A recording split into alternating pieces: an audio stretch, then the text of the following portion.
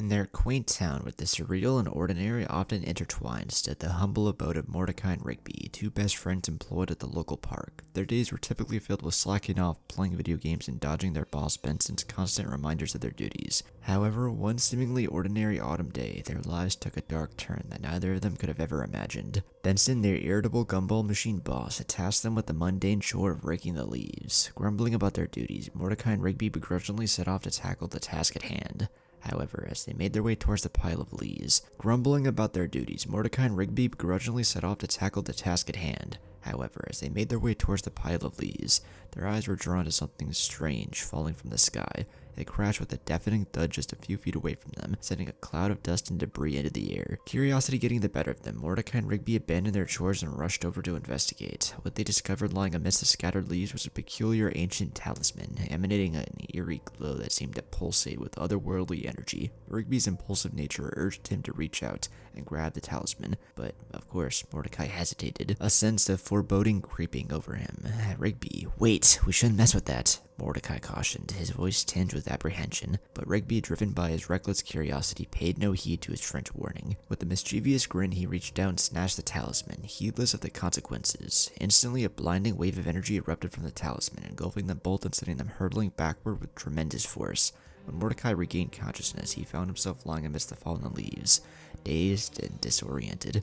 Slowly, he rose to his feet, his senses reeling from the strange occurrence. Beside him, Rigby stirred, seemingly unharmed by the ordeal. Relief flooded Mordecai's veins as he helped his friend to his feet, but little did they know that their lives had been irreversibly altered by the power of the ancient talisman. Shrugging off the incident, Mordecai and Rigby returned to their house, eager to resume their usual routine of slacking off and playing video games. However, as they ventured out into the city to grab some food, they were met with a chilling realization.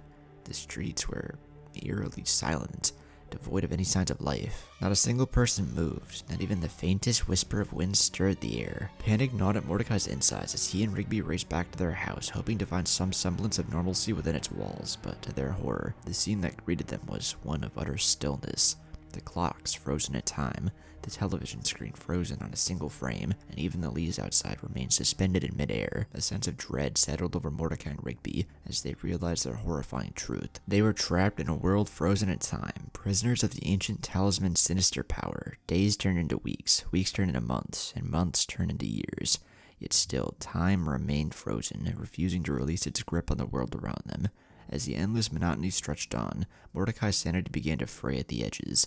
The relentless silence weighed heavily on his mind, the emptiness of their existence becoming increasingly unbearable. In his darkest moments, he found himself consumed by rage and resentment towards Rigby, blaming him for their predicament.